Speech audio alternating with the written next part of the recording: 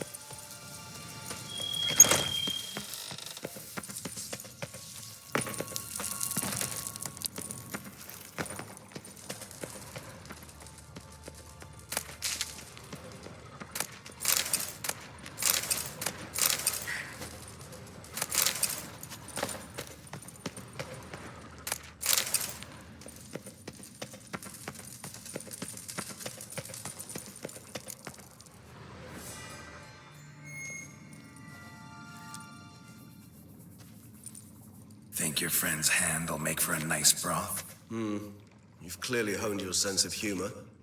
But we are not cannibals, Geralt. I took a fragment of tissue from the hand. It will suffice to prepare some resonance. What did you do with the rest?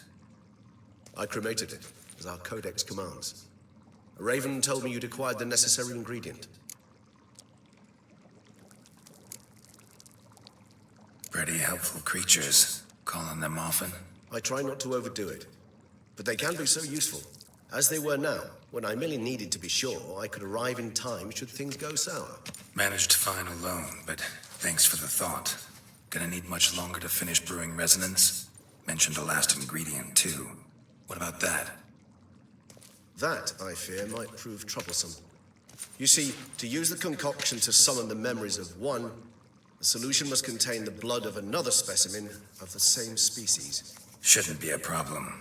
I happen to know a higher vampire who should be willing to help. Right, Regis? It's not that simple, I'm afraid. While you were away, I tried my damnedest to identify a replacement, but alas, none such exists. Not sure I understand what the problem is. Can't we just draw some of your blood?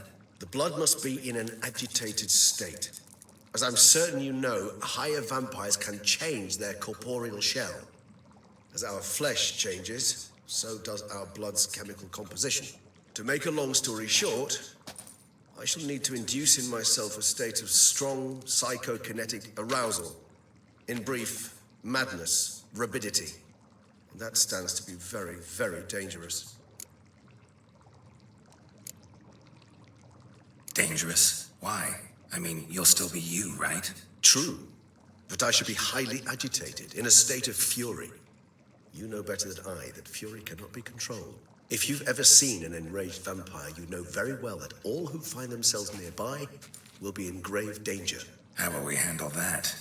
I'd rather not have you lunge at me, claws extended. That makes two of us. But worry not. I've thought it through very thoroughly. Details to follow soon. All right, so what do you want to do? We shall visit Teshamudna, an ancient vampire estate. There we will find cages suspended in the air. I will enter one, be confined. You will lure beasts there. Beasts you will then kill.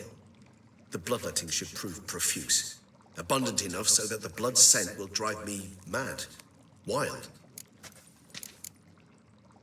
Teshamudna. What's it like? It is a place of torment, a torture chamber. Long ago, shortly after we'd arrived in this world, one among us named Kagmar developed such a taste and lust for human blood that in one night he could imbibe an entire village. This brought trouble on the entire species. Common folk wearied quickly of living in constant fear.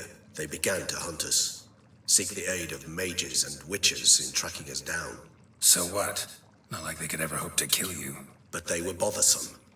Forgive the comparison, but when did you last enjoy mosquitoes buzzing around your head? In any case, the other vampires decided something had to be done. Kagmar had to be caught and punished. A torture chamber was thus outfitted in the dungeons of Teshamudna. Inside it, a cage made entirely of a special alloy of silver, dalvinite, and meteorite steel. Kagmar was captured and locked in the cage. Sat there over 2 centuries, driven to fury time after time, never able to escape. Thus I know the cage will withstand the fury to which we shall drive my humble being. See no reason to dawdle. Tesham Mutna. Take me there. In a moment. Just one last thing.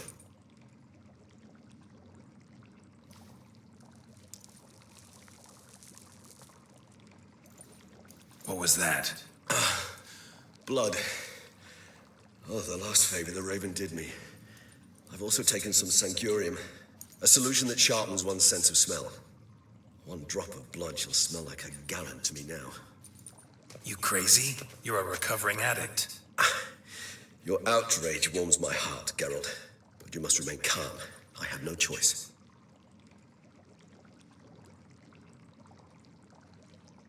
As things stand, the die is cast. High time we set off for Tesham Mutna. My head's spinning already, and you're starting to smell quite tasty. And you're starting to scare me.